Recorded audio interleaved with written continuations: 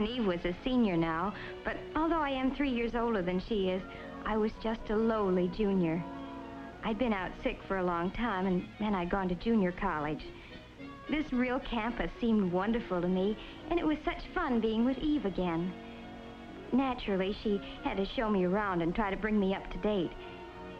I was amazed that she wasn't engaged by now. She was prettier than ever. The number 1s are good. Let's have 2 of those, please. Make my number 3, if you don't mind. I don't see how you can eat so much so early in the morning. Are you on a diet, by any chance? Of course I am, and you should be, too. Every morning I exercise for 10 minutes. You can start right in tomorrow.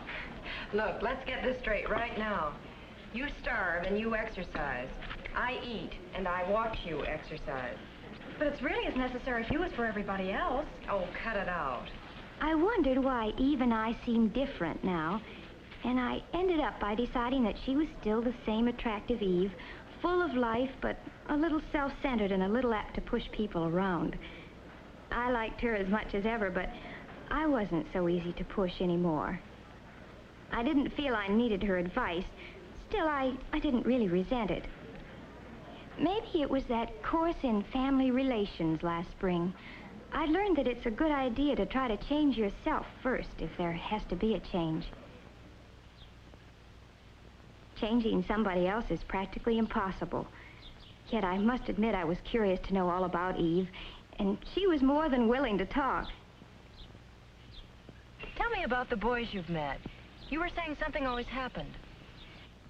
Well, whenever I meet a boy, I start asking myself, is he right for me? And I don't know, Mary. I really don't know. There was one you wrote about. His name was Alex, I think. Why did that fall through? That's just it, Mary. I don't know. I can't for the life of me figure out what happened. Take Alex, for instance, she said. I was down at Riley's one afternoon with the gang. I'd heard of him, but I'd never met him. He was a football star. I liked him, and he liked me right from the start. We found plenty to talk about, and neither one of us could figure out how we'd been on the campus for 2 years without ever meeting before. He was lots of fun. We decided to spend the afternoon together. It turned out that was just the first of a whole slew of afternoons. He was really sweet and, oh, well, just nice to be with. I guess I was a little proud, too, that a varsity football player was paying so much attention to little me. Well, as I said, Eve went on, we saw quite a bit of each other. But after a few months, his popularity got annoying. We were never really alone, and he never stopped worrying about his appearance. Did his collar look better buttoned or unbuttoned? Why, I could have been wearing a little number by Dior, and he wouldn't have noticed it. But if there was a new girl in the place, he was all eyes and smiles. It wouldn't make any difference what she looked like as long as she had some simpering crack to make about how well he had played on Saturday. I began to catch on that those forward passes could be used 2 ways. And finally, I had more than I could stand, and I told him exactly what I thought of him. He didn't take it as well as he took compliments. Said I didn't appreciate the importance of his career. Career, indeed. Who ever heard of a wolf with a career? And then there was Arthur. Arthur was different. Awfully nice, but awfully different. The gang called him the brain because he was such a whiz at math, and he was always ready to help a friend.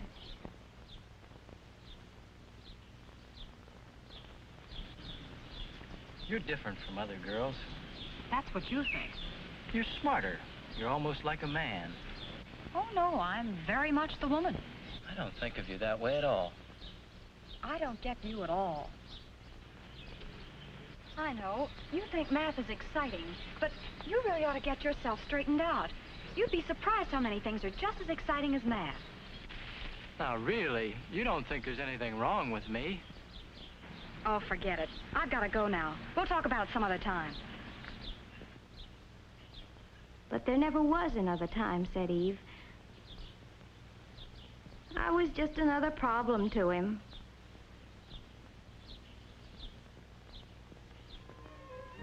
And then there was Steve. Steve was Eve's boyfriend for a whole spring term. He was cute, she said, and really romantic. He had his own workshop where he made boats and things. Eve used to come by to pick him up after her classes were over. Come on, Steve, they're waiting for you. Oh, I don't know, Eve. Why can't we just hang around here for a while today? You can help me paint, and we can listen to some good music. It'll be fun. Is that your idea of fun? I want to be with people. Oh, What's wrong with that, Steve? nothing. Oh, come on, you'll have a good time. Hurry up and get on your shore. He never wanted to leave that old carpenter's shop. I tried to get him out once in a while, really I did. You know, Eve, you can't make a man over like you do a room. But, Mary, don't you see what Steve needs? Is not you, but somebody else. You know what? I bet you'd like him. Say, that's a terrific idea. Come on, we'll go over there right now. Right now? Sure. I thought it might be good to see some of these boys for myself. Besides, Steve sounded nice, and I thought I'd better begin to make some friends on the campus. Sure enough, we found him at the old stand, lost in thought and a pleasant job. It didn't take long to get the introductions over. Steve asked us in.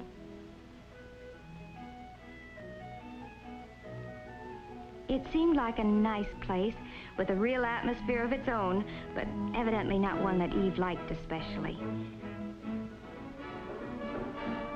But Eve is like that, jumpy, full of energy. She never could sit still for long.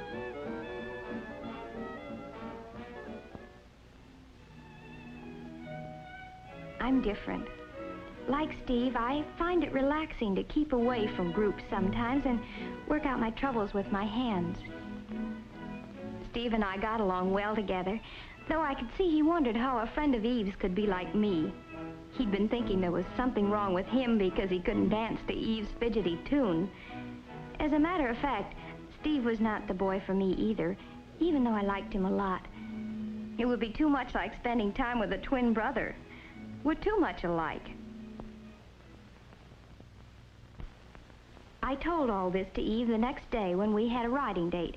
It was Saturday and the classes were over at noon. Now you see what I mean, Mary? All these boys are nice in their own way. They all have something I like, but it's only one side of their character. But the something Eve liked about a boy can't be separated from the rest of his personality. I couldn't make her understand that, but I did stick my neck out a little way. I think it would do you a lot of good to meet someone you can't push around. You mean someone who pushes me around? No, I don't. I mean someone who's not afraid of you.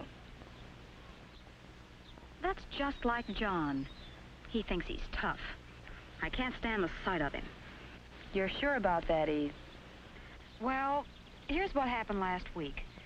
We drove out to the country together. We had a wonderful time. I can't remember when I've had so much fun. I guess we just clicked.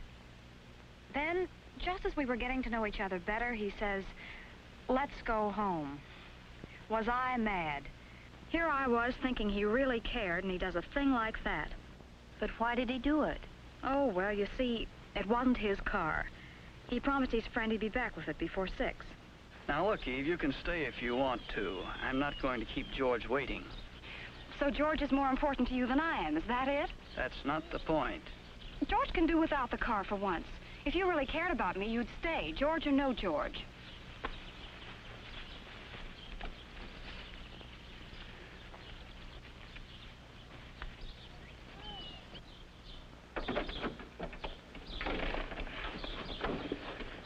You wouldn't want me to break a promise, would you? Why not? Well, I won't. I'm not going to let George down, even for you. You'll start sprouting wings if you don't watch out. Move over, boss. You're so inconsiderate. Look who's talking. Why, someone ought to take you across his knee and give you a good spanking. Might make you more human. Maybe you're the one to do it. Maybe, but I doubt it.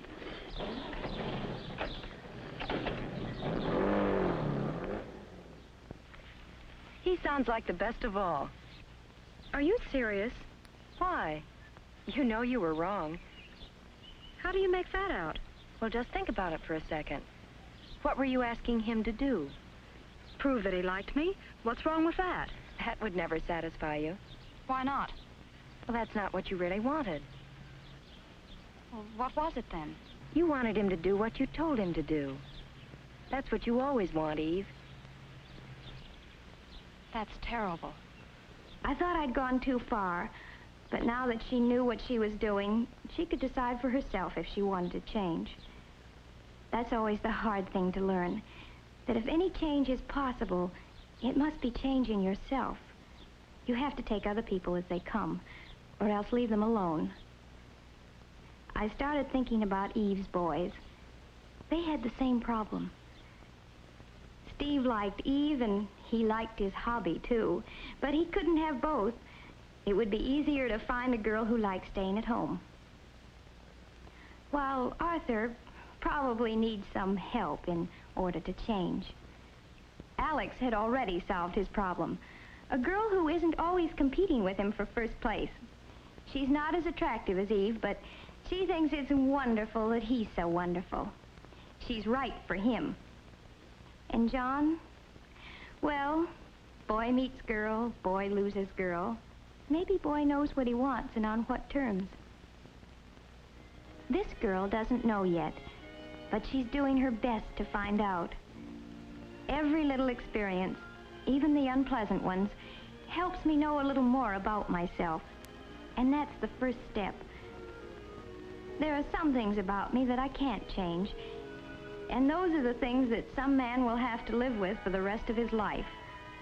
So I'll pick him with those things in mind. I hope he'll do the same for me. We'll have to stay friends for a long, long time.